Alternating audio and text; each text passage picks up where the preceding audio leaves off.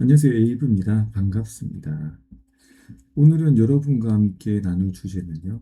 우리나라 대한민국 주식의 자존심이라고 할 수 있죠. 삼성전자 주가 전망입니다.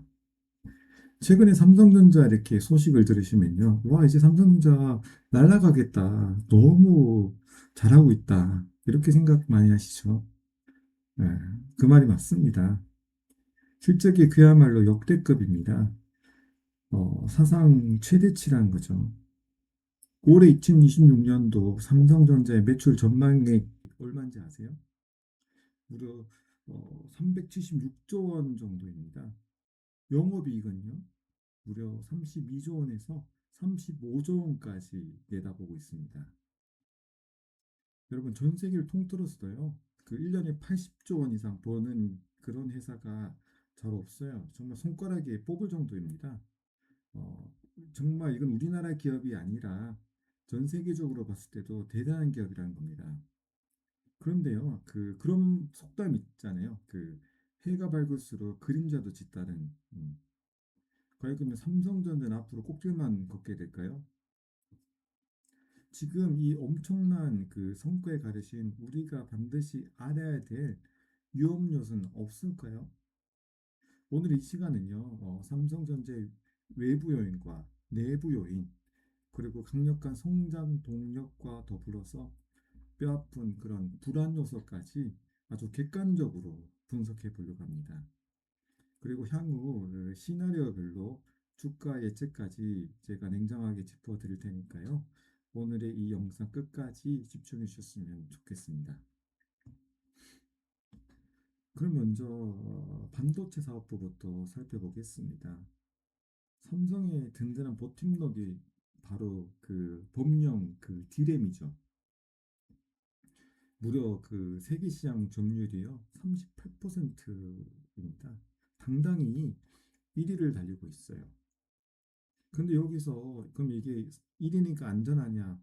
여기서 약간 불안 요소들이 있어요. 다시 말하면 숫자의 함정이란 건데요. 어, 10년 전에 다시 말해서 2016년도에 삼성전자의 D램 점유율이 얼마인지 아세요? 무려 47.5%였어요. 즉 다시 말하면 그 지난 10년간 매년 1%씩 점유율을 경쟁사들한테 빼앗기고 있다는 거예요. 그렇기 때문에 마냥 안심할 수 있는 일은 아니라는 거죠. 정작 더 아쉬운 거는요. 마진이 엄청 많이 남는 이 고부가 가치 반도체 HBM 시장이에요. 어, 아시다시피 직전 세대인 HBM3까지는요. SK 하이닉스한테 주도권 완벽하게 밀렸었거든요. 현재 HBM 시장 점유율 보면요. 하이닉스가 한 58%, 삼성전자가 33% 정도로 꽤 차이가 납니다. 하지만 저는 진짜 승부는 지금부터라고 봅니다. 바로 지난 3월 달에 열렸던 글로벌 AI 개발자 컨퍼런스 GTC 2026 이거 보셨습니까? 여기서 삼성전자가 놀라운 승부수를 던졌습니다. 6세대 HBM4와 그 16대 HBM4 이 제품을 선보였는데요. 여기서 엔비디아를 비롯한 글로벌 빅테크들 고객사들한테 퀄리티 테스트에서 매우 높은 최고 수준의 그런 평가를 받았습니다. 다시 말하면 그 시장 분위기가 이렇게 바뀌기 시작했다는 거죠. 그래서 이게 삼성의 계획대로만 착착 진행만 되면요. HBM4 시장에서는 삼성의 공급 점유율이 향후 한 40%까지 올라가리라고 관측되고 있어요. 그런데 여기서 우리가 냉정해져야 됩니다. 콜 테스트가 전부가 아니라는 거죠. 네, 반도체는 뭐가 제일 중요합니까? 맞습니다. 수율입니다. 완제품을 만들었을 때 합격품이 얼마나 나오느냐에 따라서 돈을 벌게 되냐 혹은 돈을 벌지 못하느냐가 결정된다는 거죠. 지금 업계의 분석에 따르면요. 삼성전자 HBM4 그 완제품 양산 수율은요. 약 50%에서 60% 정도로 보고 있어요. 이게 무슨 말인가 하면요. 예를 들어서 100개를 만들면 40개에서 50개 정도는 불량품이라는 겁니다. 어, H&M포로 돈을 제대로 벌려면요. 최소 수율이 60%는 넘어가야 되고요. 장기적으로 볼 때는 70에서 80%까지는 이 수율을 이렇게 끌어올려야 됩니다. 결국 이 삼성전자가요, A 반도체의 그 주도권을 완벽하게 빼앗아 오느냐 이거는요, 이 수를 얼마나 빨리 이렇게 끌어올리느냐에 달려 있다는 겁니다.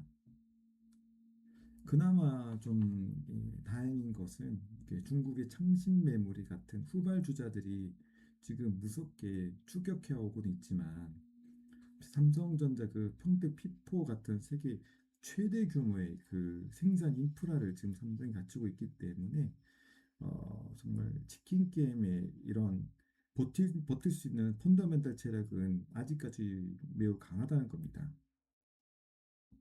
그렇다면 이 펀더멘탈이 강한 이 삼성을 위협하는 진짜 요소는 무엇일까요?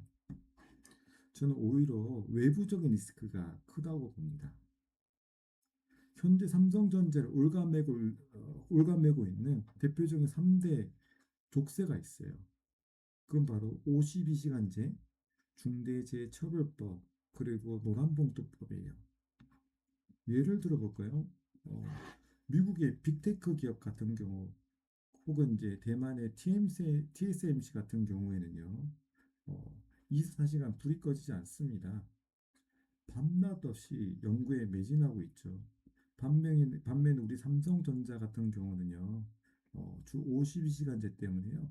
연구원들이 더 연구를 하고 싶어도 시간이 딱 되면 불을 꺼야 되는 겁니다. R&D 부서의 이 유연성이라는 것이 이렇게 제한되다 보니까요, 기술 격차가 이렇게 더 벌리기가 힘들다는 거죠. 또 중대재해처벌법 같은 것들 이거 정말 경영진 입장에서는요, 사법 리스크가 극도로 이렇게 높아지잖아요. 그러면요, 신속하고 과감하게 질러야 될 대규모 인수합병 같은 거를 주저하게 만들어요. 네. 다시 말하면 보이지 않는 비용이 되고 있다는 겁니다. 여기 내부적인 양날의 검도 생겼습니다. 바로 성과급 충당제인데요. 지난 5월에 타결된 그 인담협에 따라서요, 삼성전자는 매년 영업이익의 10.5%를 고정적인 성과급으로 지출해야 돼요. 실제로 이것 때문에요, 지난 2분기 영업이익이 그 전망치가요, 당초 전망보다 1.2%가 더 내려갔어요. 앞으로 실적이 좋을 때는요, 비용 부담이 눈덩이처럼 이렇게 커지게 되고요. 실적이 나빠져서 성과급을 이렇게 지급하지 못하게 되면 직원들의 사기가 꺾인다는 겁니다. 이런 양날의 검이 삼성이 생겼다는 겁니다. 그리고 그 정치적인 외환 리스크 이거 정말 빼놓을 수가 없어요. 최근에 그 삼성 그 반도체 패키징 공장이 그 광주에 이렇게 건립하기로 합의가 됐죠. 기업의 이제 효율성보다는 거의 뭐 이거는 정치적인 그런 논리로 만들어졌다고 보는 게 맞습니다. 왜냐하면요, 그 아시다시피 삼성전자 이 반도체 이 공장에서 가장 중요한 게 뭔가요? 안정적인 전력 공급이랑요. 그리고 막대한 양의 그 물 공급이잖아요. 근데 그 광주는요, 아직까지 인프라 면에서 이런 걸 이제 대규모로 공급할 수 있는 그런 능력이 좀 부족하거든요. 게다가 더 큰 문제는 뭔지 아세요? 요즘 젊은 그 고급 인재들요, 경기도 밖으로 안 나가려고 합니다. 그렇기 때문에 인재 수급 면에서도 문제가 될 수 있다는 거죠. 가장 심각한 거는 그 물류예요. 우리나라 그 반도체 그 수출의 90%가 배가 아닙니다. 비행기로 수출하고 있습니다. 인천공항까지 그 가는 운송료가 그 거리가 멀어지면 당연히 운송료가 치솟겠죠. 근데 뭐 이거는 그렇다 치더라도요. 극도로 예민한 반도체 그 특성상 그 이동 중에 파손될 수 있는 리스크도 커진다는 거예요. 반도체 공장 진다면요, 파격적인 보조금을 주는 그 미국이나 아니면 인프라부터 R&D 그리고 세액 공제까지 모든 걸 원스톱으로 밀어주는 그 대만과 비교했을 때 정말 기업의 효율성보다는 정치 논리에 흔들리는 대한민국의 이런 시장 환경이 삼성의 미래에 정말 짙은 그림자로 작용할 수 있다고 봐요. 자, 다음으로는요, 파운드리. 다시 말해서 비메모리 위택 생산 부분을 볼까요? 많은 분들이 반도체 하면요, 우리 메모리가 전부인 줄 알아요. 근데 사실 이 반도체 시장이 전체적으로 보면요, 팹리스 같은 비메모리 시장이 75% 정도를 차지하고 있고요. 우리가 잘 아는 이 메모리는요, 사실상 한 전체 시장 25% 정도밖에 안 됩니다. 결국은 이제 삼성전자가 진짜 인류 기업이 되기 위해서는 이 파운드리 시장을 잡아야 된다는 거예요. 근데 요즘 성적을 보면 좀 많이 안타깝습니다. 올해 1분기 기준으로 순수 파운드리 시장 점유율을 보면요. 대만의 TSMC가 한 73% 정도로 독주 체제라는 겁니다. 반면 우리나라 삼성전자는 그 7%에 불과합니다. 격차가 이렇게 좁혀지기보다는 점점 더 이 격차가 벌어지고 있다는 겁니다. 기존의 TSMC는 그 핀펫 구조죠. 그 핀백 구조를 아주 극한까지 쥐어짜면서요. 꽉 잡힌 그 안정적인 수율로 고객사들을 만족시키고 있어요. 그래서 삼성이 이제 이 판을 이제 뒤집어야 되겠다 이렇게 생각해서 이렇게 나오는 게 이렇게 전류 통로를 그 내면에 감싸는 GA라는 차세대 기술을 이제 선제 도입했어요. 전문가들 말로는요, 2나노의 초미세 공정에서는 이게 점점점 이렇게 진행될수록 이 GA 기술이 그 TSMC보다 잠재력 면에서 뛰어나다고 해요. 근데 하지만 우리가 역시나 우리가 짚고 가야 될 부분이 어, 삼성의 그 고질적인 그 생산수율 불안이죠. 그나마 삼성이 최근에 그 고객사로 테슬라를 이렇게 유치했지만 하지만 여전히 TSMC에 비하면 그 대형 빅테크 고객사 유치가 턱없이 부족한 건 사실입니다. 그러면 삼성 이 반도체 말고 그 삼성을 지탱하고 있는 또 하나의 축인 스마트폰과 가전 부분은 어떨까요? 지난 10년 동안 삼성이 그 스마트폰 시장에서 세계 시장 점유율 1등을 계속해서 유지해왔는데 최근에 그 애플한테 왕자를 빼앗겨 버렸어요. 애플은요, 그 아이폰 16과 17 이 시리즈가 되게 흥행했고요. 또한 신흥 시장을 이제 확장하면서 그 세계 시장 점유율 20%를 이렇게 돌파한 반면에요. 삼성은 폴더블 폰 이거 대중화가 좀 정체되고 여러 가지 이제 문제들 때문에 19%를 이렇게 내려앉았습니다. 그 밑에서는요, 가성비를 무기로 그 샤오미가 점점 강세를 보이고 있거든요. 그렇기 때문에 삼성의 이 위치가요, 다시 말하면 그 꽉 끼어버린 그 샌드위치처럼 좀 애매하게 됐습니다. 그래서 삼성이 이제 유일한 돌파구로 이렇게 하고 있는 그 전략이 무엇인가 하면 인공지능이 완벽하게 이렇게 탑재된 에이전틱 AI 폰을 그 시장에 이렇게 선제 이렇게 출시해서요. 그, 그 기술 격차를 보여줌으로써 이 점유율의 마지노선을 이렇게 방어하려고 하는 거거든요. 근데 만약에 이것마저도 이렇게 흔들리게 되면 삼성 같은 경우는 하드웨어 부분 전체적인 그 침체에 빠질 수 있다는 겁니다. 어, 가정사업부는 상황이 더 심각해요. 이미 이제 그 생활가전 부분에서는 중국의 메이디나 하이얼한테 1, 2를 다 내줬고요. 국내 이제 라이벌인 LG전자한테도 밀려서 세계 시장 4위를 하고 있어요. 점유율도 한 8%에서 12% 정도를 하고 있는 걸로 알고 있습니다. 고비용 그 조수익 구조 때문에 삼성이 지금 매우 고통받고 있거든요. 그렇기 때문에 삼성전자가 최근 어떤 결단을 내는지 아세요? 전자레인지나 식기세척기 같이 돈 안 되는 그 저수익 품목 같은 경우는요, 아예 그 생산 라인 자체를 이렇게 폐쇄하거나 OEM이나 ODM 같이 외부 그 위탁 생산으로 좀 다 돌리고 있어요. 근데 이게 리스크가 있어요. 소비자들이 이제 소비자들 입장에서 이렇게 보면 뭐 중국이나 동남아 이런 데서 그냥 다 만들어진 제품에다가 삼성의 그 로고만 탁 붙여서 파는 거잖아요. 이른바 택가리 논란이라 이렇게 논란이 일어날 수 있다는 거예요. 그렇게 생각하겠죠. 고객들 입장에서는 야, 이럴 거면 내가 비싼 돈 주고 삼성 가전 사냐. 맞잖아요. 그러면 삼성의 그 브랜드 이미지가 깎일 수 있다는 겁니다. 그리고 아무래도 외주 공장에서 이렇게 만들다 보니까요. 미세한 그 조립 불량 같은 것 때문에 그 품질 관리가 그 힘들어서 장고장 같은 게 많아질 수 있다는 겁니다. 그럼에도 삼성이 이러한 리스크를 이렇게 감수하는 이유는요. 이제는 이제 가전을 만들면 만들수록 적자를 보는 손해를 보는 구조라는 거예요. 그렇기 때문에 철저히 이렇게 그 선택과 집중을 통해서 저수익 가전 같은 건 아예 그냥 외주로 이렇게 주고요.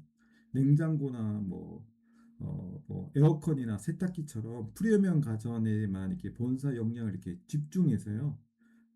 승부를 보겠다는 전략입니다. 그리고 모든 그 가전의 그 AI 네트워크를 하나로 묶는 스마트 싱스 이 생태계를 구축해서요. 시장을 장악한다는 건데 이게 얼마나 통하냐에 따라서 그 삼성전자의 그 가전사업부의 명운이 갈릴 거라고 저는 보고 있습니다. 그럼 지금까지 삼성전자의 그 빛과 그림자를 짚어봤습니다. 이를 이제 토대로 해서 삼성전자의 주가를 좀 냉정한 시각으로 제가 한번 분석해 드리겠습니다. 첫 번째는요, 만약에 그 삼성전자 2나노 GA 그 파운드리 수율이 그 70% 이상으로 빠르게 안정이 되고요. 엔비디아의 차세대 루빈이나 플라톤 플랫폼의 6세대 HBM4 공급 그 점유율이 예상대로 40% 이상 장악하게 된다면 어떻게 될까요?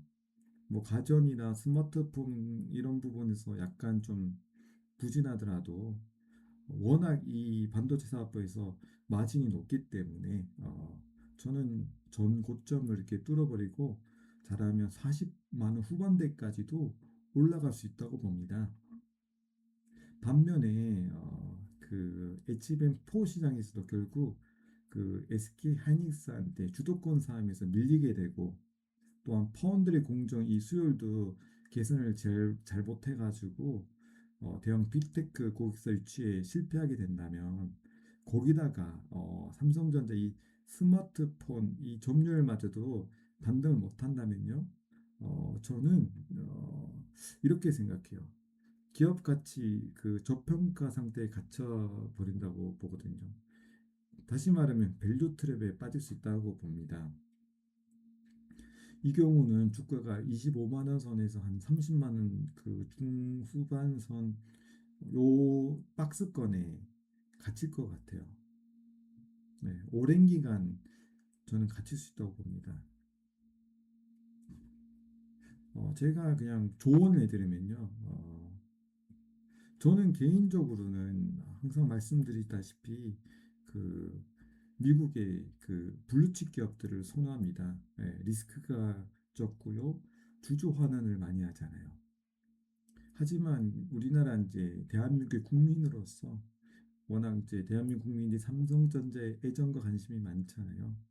그렇기 때문에 제가 말씀을 드리면 그 앞으로 삼성전자 이 주가를 볼 때 이게 두 가지를 기억하시는 게 좋을 것 같아요. 첫 번째로는요, 그 파운드리 첨단 공정 GAA 실제 수율이 얼마큼 개선되고 있느냐 이거고요. 두 번째는요, HBM4가 그 글로벌 빅테크 기업으로 실제로 얼마큼 출하되고 있느냐, 네, 이겁니다. 뉴스와 데이터들을 이렇게 면밀하게 모니터링 하셨으면 좋겠어요. 그리고 이제 투자하기 전에는요, 주가가 이렇게 떨어지면 내가 감당할 수 있는 가격 방어선, 다시 말하면 손절선이라고 할 수 있죠. 이걸 또 정해놓고, 또한 주가가 오르면 욕심 부리지 않고 익절할 수 있는 포인트를 얼마인지를 이렇게 투자하기 전에 명확하게 정해두시고 신중하게 접근하는 게 좋습니다. 왜냐하면요, 철저한 그 기준 없이 투자하는 거는 투자가 아니고 투기라고 저는 봅니다. 오늘의 영상은 여기까지 하겠습니다. 여러분의 성공적인 투자를 진심으로 응원합니다. 그럼 구독과 좋아요, 알림 설정까지 부탁드립니다. 감사합니다.